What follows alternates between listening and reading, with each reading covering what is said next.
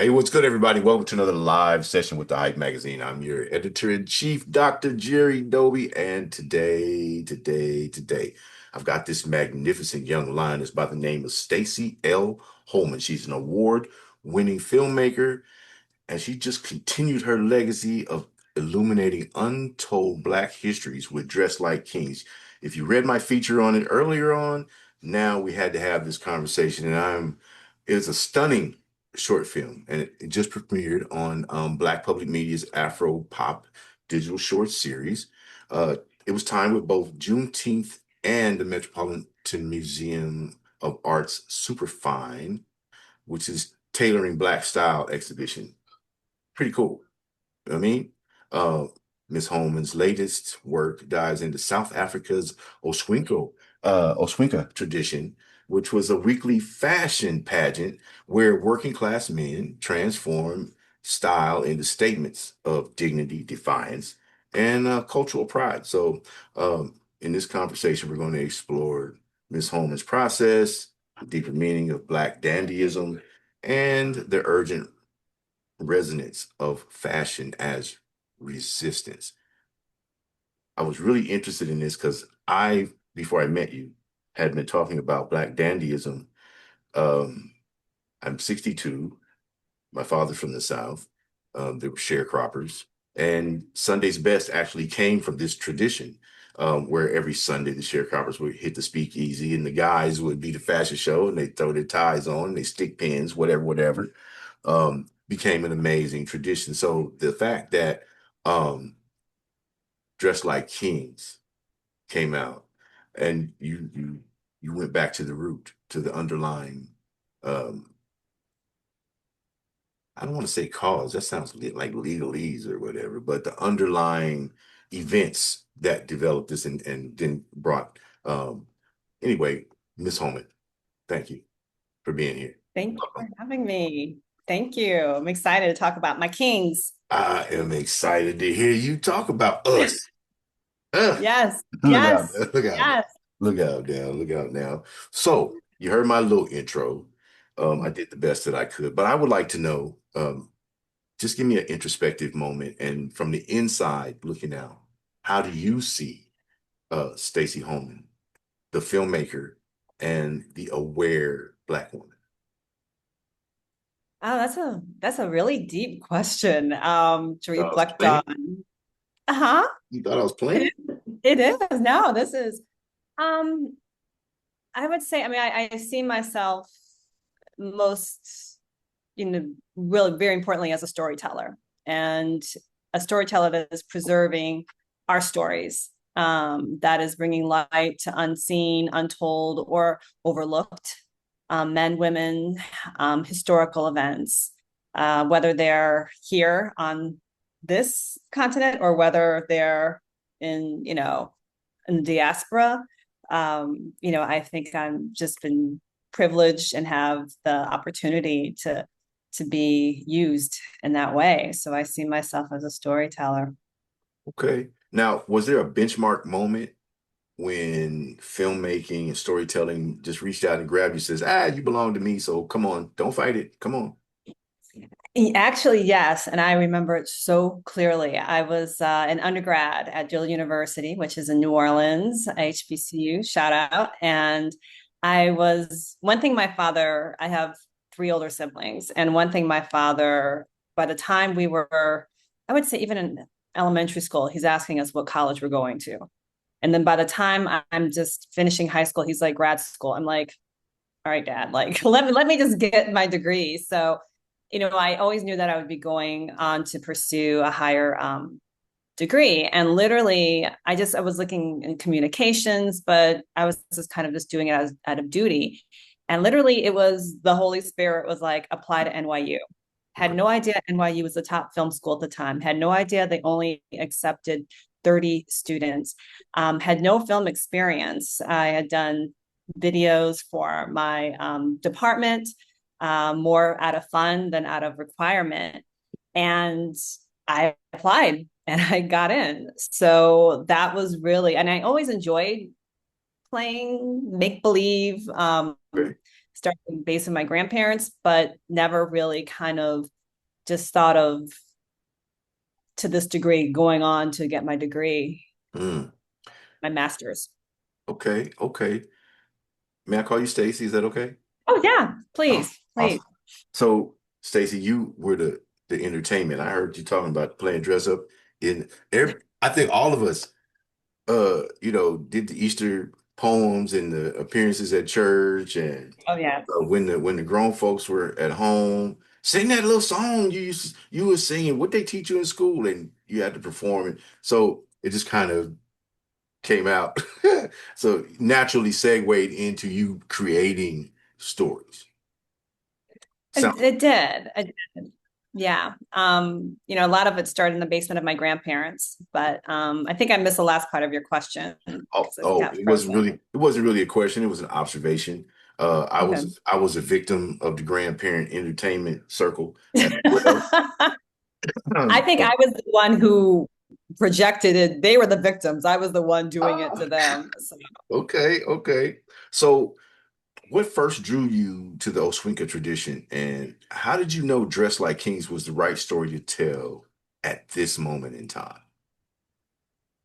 well, I discovered these gentlemen in an article in the New York Times, and I thought it stood out because it was just a story about just something that we just never would have heard of, and also it was something uplifting that these men were finding joy, black joy, in something as simple as putting on a suit and then modeling it or doing I can't even call what they do modeling. It's such a their move. I mean, you saw the film, It was strut, but there was this strut. Yes, they strut. strut. That's Yeah, they yeah. strut.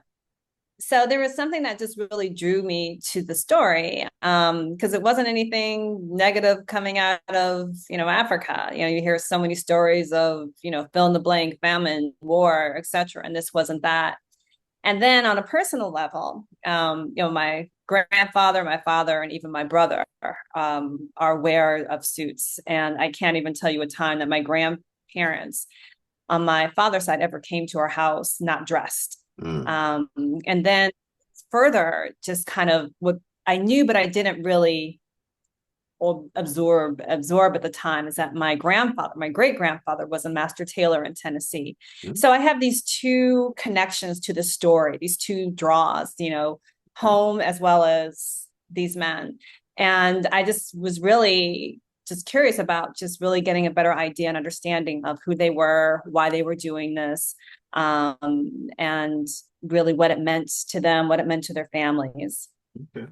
My grandfather used to garden in a button down, a tie, braces, dress pants, and church shoes. What I thought were church shoes. This was his everyday Oh my life. gosh. He's from Arkansas, and he grew up, you know. Um, I'm like, why are we out here picking beans? Why are you trying? Like, he never took his tie off. He had suspenders and dress shoes and slacks. We're in the garden getting these collards, Gardening. gardening, getting these collards, pulling these beans. I'm like, and he never changed. And I adored him. That was a man that I adored. He was something else. But I also went into the military so I wouldn't have to wear suits except for on special occasions. And I'm still, you know, that way today. My wife doesn't like it. You're always in it. Bill, no suits for you? I have a closet full. Okay. And when I do step out, I strut. Okay. Yes, I know totally. I know what I look like when I and how I present when I do I an mean, appearance, and I don't have a problem with it. They can be mad if they I want. mean, black men, yeah, you guys carry a suit in a way that no other men of any other race can, in my eyes. Oh, And it's a definitely quack certain, quack. it's a peacocking. It's peacocking on another level, It's Yeah, just no matter what your background is in terms of what you're making, yeah. for a living or what you do for a living, there's something about it that just your back gets straightened and and people notice. They do notice. So, And my wife is even. watched me walk across the room at a function and goes, "That's strut." And I'm thinking, I didn't even notice it.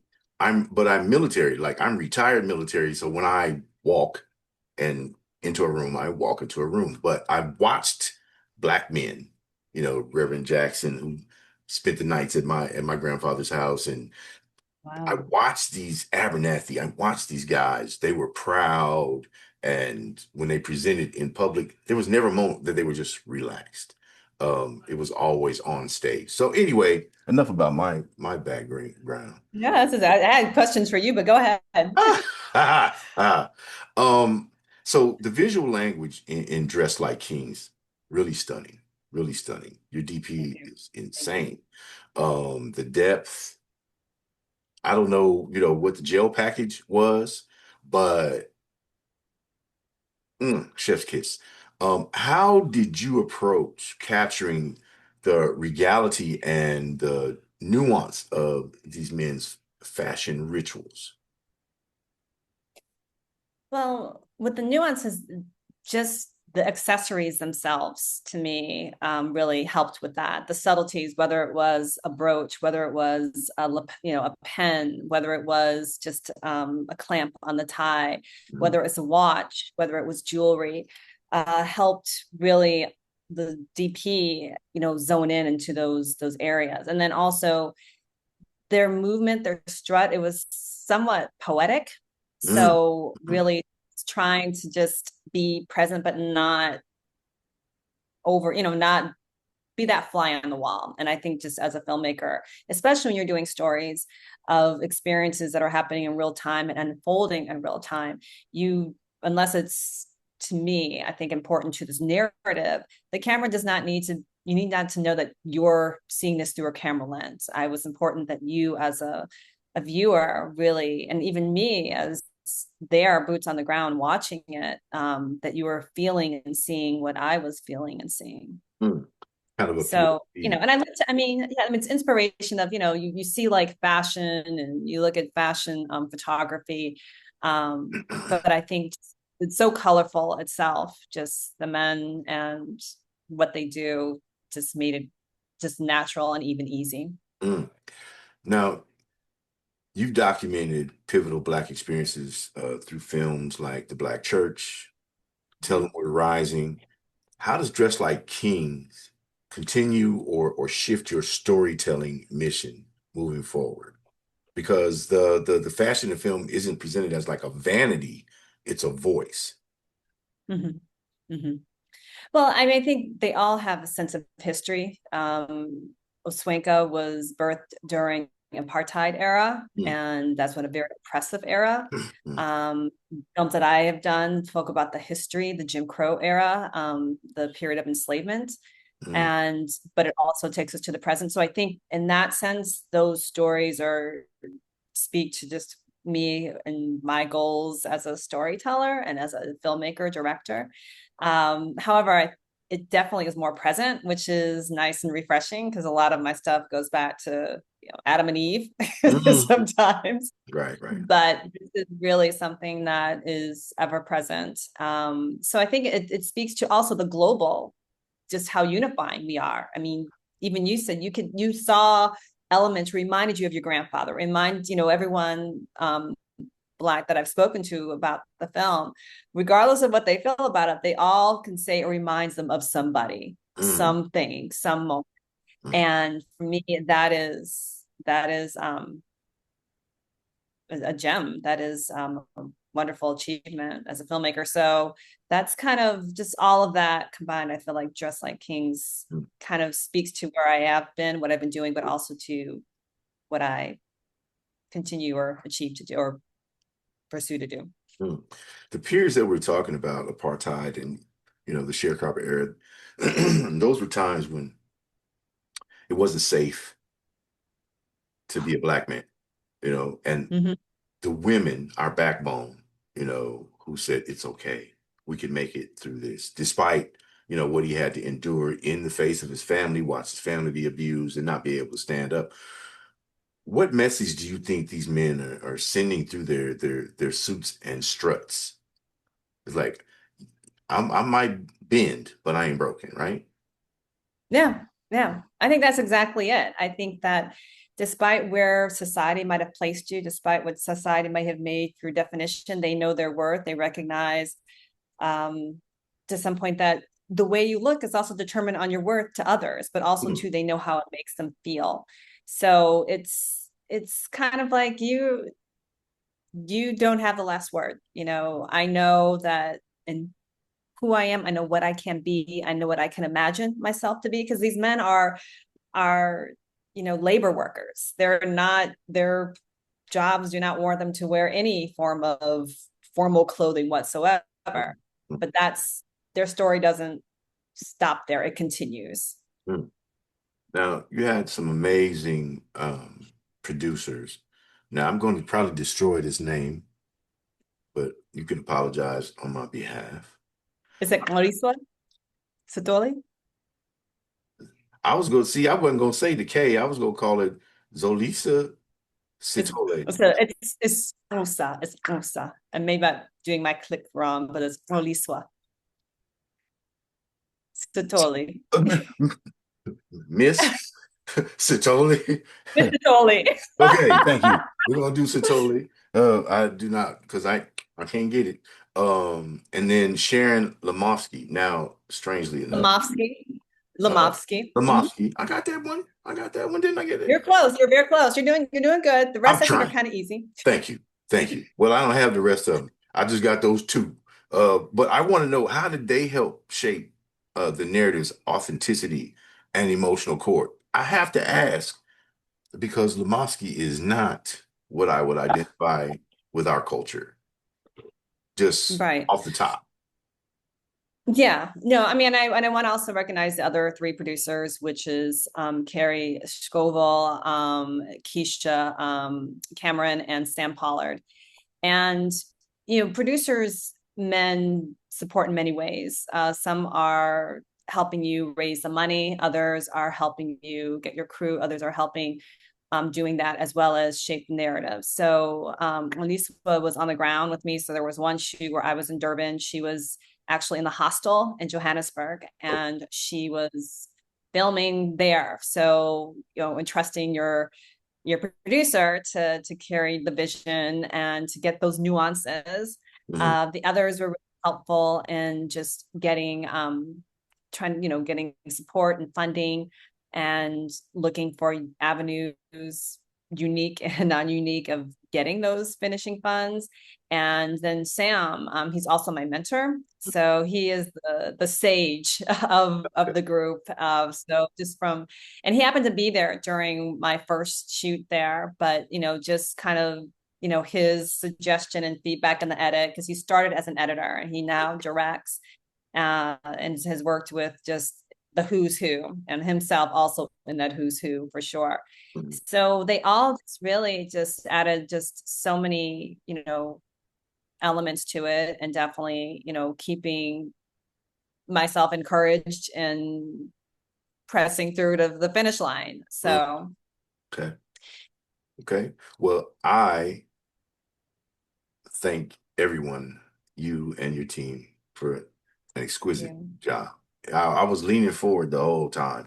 They sent me the screener. I'm Oh, like, thank damn, I want to download this to my hard drive. Can I do that? I don't want to do anything illegal, but I don't want to lose this film, thank because my daughter asks me all the time, about our history, our family, where we you. came from, and blackness, Yeah. some of our traditions.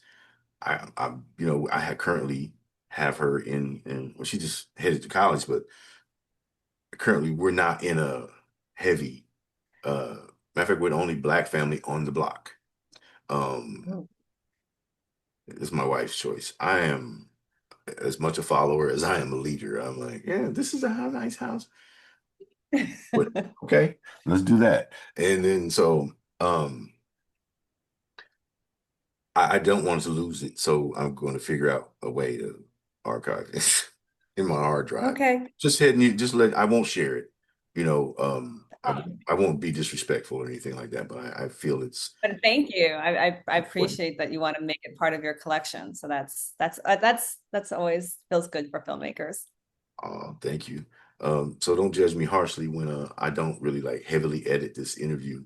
Um, on the video side, I don't want to hear nothing from your side about, well, you were a little shiny. I know I'm greasy around the forehead and all that. I don't want to hear that. But the words will No, be I took beautiful, I promise you. my makeup person had the day off. Right, right. There we go. There it is. So, this release coincided with Juneteenth, as mentioned Yes. earlier, and the Met's Superfine exhibition. Mhm. How do you think these intersections amplified the film's impact and meaning? Well, one thing, Monica Miller, who was the guest curator for the Superfine, is also in my film. And her book on dandyism was like a Bible to me as I was delving more deep into these traditions.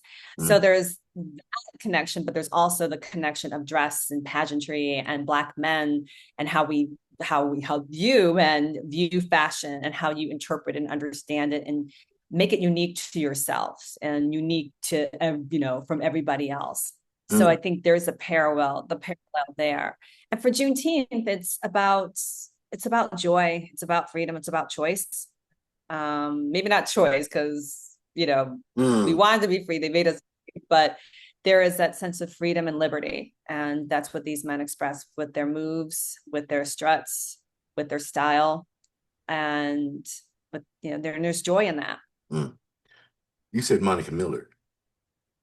Is that what you said? Yes. She wrote a Hmm. book on dandyism. Yes. Oh, looking that one up, because that's wild that you already answered my question.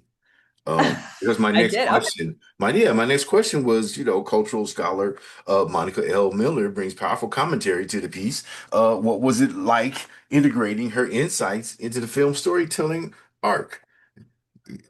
I mean, it was great. I mean, she's amazing, and it's just so great to see that her work is being displayed on such a large stage, Mm, mm, and I think just a success of it because the exhibit is amazing. And I went an evening with some friends, and what made it even more special is that Black folks were dressing up.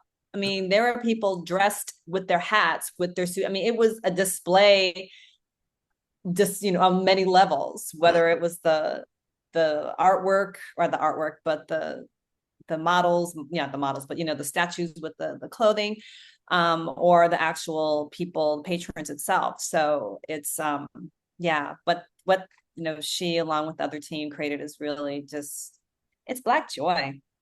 It's great. you I know, encourage you to come check. It's worth the trip. go check it out. We're gonna find out where it's at and how to view it and all that good stuff. It's at the Met. It's It's at at the the Met. Met. At the Met, super fine. Mhm. Got to go see it. So I have to say this. Throughout my life, Black women have been reading my darn mind. I don't know how you answered that question before I got to it. You made me rethink my whole methodology. I'm going, man, so intuitive. Thank you. But like I said, this is just a natural conversation. I'm really, appreciative that you're that sensitive. I'm like, she did that, man. My jaw was on the floor figuratively. That was my next question. That's And your the name of the superpower. person that I was getting ready to talk about. Oh my God, I'm predictable. I have to figure that out. Um, sorry. What parallels do you see between Oswinka in South Africa and Black fashion traditions across the diaspora, particularly in the US? I've already had my say from my Mm. experience growing up and witnessing that part, but I would like to get your input. The parallels, I mean, I think kind of just speak to what I just said before. I think it shows how we define ourselves. We determine our own agency, and we can find creativity in all things, Mm, regardless of what being presented to us. And in this case, it's fashion. mhm, There's another, not think of what part of Africa, but there's another group of men known as the Sapurs, who dress up through the streets walking, just even more just a display of just of fashion. mm, So I think just that connects all of us, all of, you know, the sense of fashion, the sense of agency, the sense of creativity, and just that eye mm, that in this case Black men have. mm. I just want to piggyback for like 5 seconds and just say that, our creativity has been evidenced on every continent that we touched, or anyone who's visited us in our natural state has taken something back that has elevated their game from That's such a, I'm sorry, go ahead. Yeah. no, No, I like the way you phrased that because it could, I would have phrased it differently, would have been like appropriated, but I love how that's a very, you know, I I you know like how you said that. people watch what I say in the research community, and I'm on this my next postdoctoral project is cross-cultural communication. And so Mm, I'm trying to serve up the oxtails uh, with as much seasoning as possible, but make it as tender as possible so they don't have to worry about it getting stuck between their teeth. I love that analogy, which is true, which is Mm. true. So, ain't nothing like somebody smiling at you with your own stuff. Ooh, Anyway, great. I'm sorry. I told you I'm Ain't no one smile at you with your own stuff. Oof, Mhm, okay, that's real. That is real. mhm. How do you envision Dress Like Kings being used? Maybe perhaps in the classroom, exhibitions, or cultural forums, to inspire like a deeper conversation on identity and liberation, considering how hard they are fighting to hide us and erase us at Mhm. this moment. It may not be easy to get it into the system, but the Underground Railroad happened regardless, and Yeah. we're not as in dire jeopardy physically as we are mentally and spiritually at this moment. This is an uplifting piece. So, I mean, I'm shut up, Jerry. Go ahead. Let Yeah. Stacey No, talk. I mean, I think you said it. I mean, the great thing about doing documentaries is that they have many lives and it serves many purpose, not to just entertain, but to inform, but also to educate. So I would love for this film to be used as just part of a conversation, a larger conversation of how fashion is used, a conversation about time and place of what was happening when this Oswanka started took place Mhm. and under the conditions, the oppressive conditions it happened, and kind of, you know, the journey of apartheid, and you know that it still exists even, you know, at present. So I would love to see it just definitely be part of a conversation in a great curriculum in a classroom. It would be a great part of a curriculum and maybe an entire curriculum, especially within the fashion industries, considering, not going there, but anyway, Okay. it Oh is, yeah, look, yeah, when considering. Pharrell, when Pharrell, you know, when Louis got back-to-back black people as their creative directors saying something, the same company that said, I don't make my clothes for y'all. Mm. Mhm. Anyway, um, the film's now streaming on BPM's YouTube. So you guys can go to YouTube and find Dress Like Kings. Um, And like and it, love it, like it, comment. please like, share, comment. If you're a YouTube what you call it, the subscriber to the premium, you can freaking download that right on YouTube into your archive. And it doesn't matter if you let your subscription expire, your downloads are still there. This is Oh, the that's way good to know. I know that. this is the way we preserve these stories Mhm. that people are trying to hide. And, you know, I see this story as in this day and age of mental health issues and imposter syndrome amongst our people, um, trying to find their way, and our young people, babies raising babies, and each successive generation has, you know, lost the lessons learned earlier on, and people are trying to find themselves again. We don't have to assimilate into their garbage.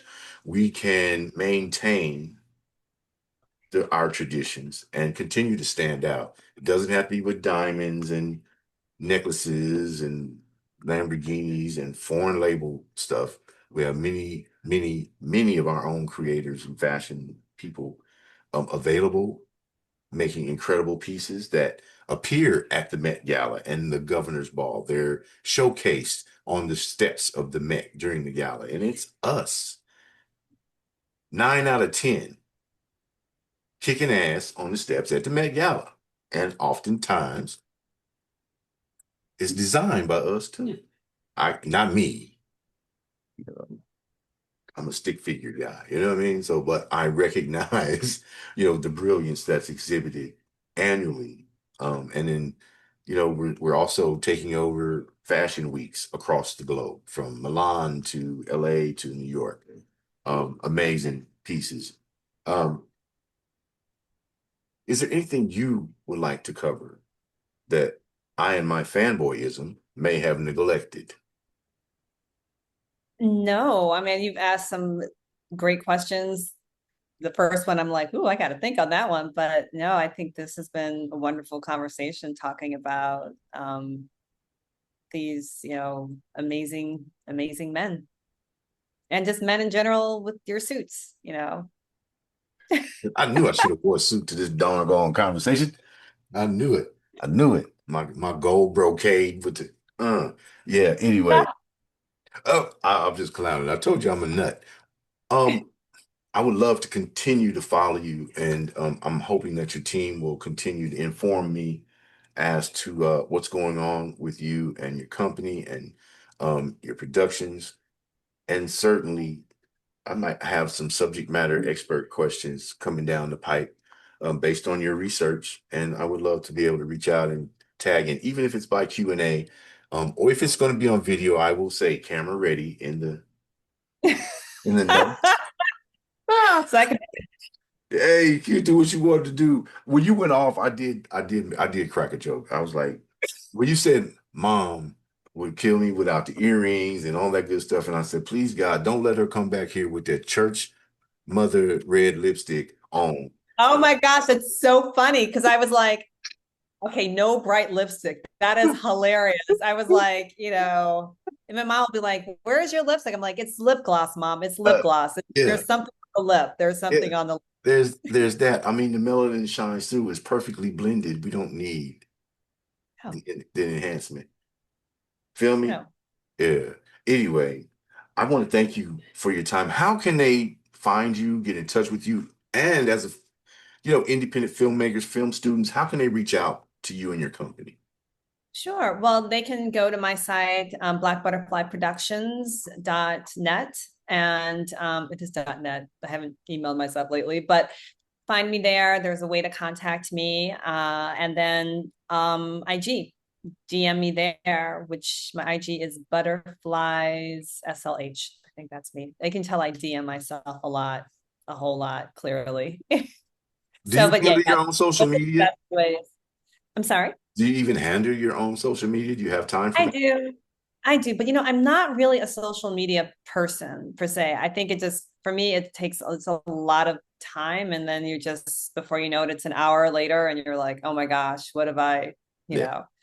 I But I are get stuck you? on the dance videos. So I'm up at 5 a.m. every morning, still following my tradition, my military upbringing. I'm up at 5 a.m. I have my tea, and I spend those first 2 hours before sunrise uh on doing the social media thing just to keep up, respond to messages and things like that. I never knew. My inbox, literally, I'm almost 300 inbound emails daily. Um, Ooh. so the social media messages, everybody wants to get in the magazine or one of the other 20 places that they think that I should have them in. And so I get the pitches. So I do that as part of my routine. Then I get stuck on the dance videos. Some incredible, yeah, they're fun to watch, and I can't do it. So But it's fun to watch others, it's right? fun to watch others, you know what I mean? It's fun to watch others. All right. I want to thank you so much for your Thank time. you, Jerry. I I appreciate this. It's such a joy, and I look forward to talking to you again with the next project. I would love it. All right, everybody. Stacey L. Holman, award-winning filmmaker, brand new piece. It's an amazing piece. Shrek says we have layers. This has layers. Visually, the metaphors, the visual metaphors, the conversation, the narrative, educational, entertaining, and uplifting. And, I think I look as good in my suit as y'all do with your little saggy ass pants with your Louis Vuitton drawers hanging out and some 2 chains. No, 2 chains. Not you, brother. Not you. The other youngsters. The other youngsters. But I'm just saying, taking us back to a time when sartorial resplendence was key. And it was a point made. We're out. Peace.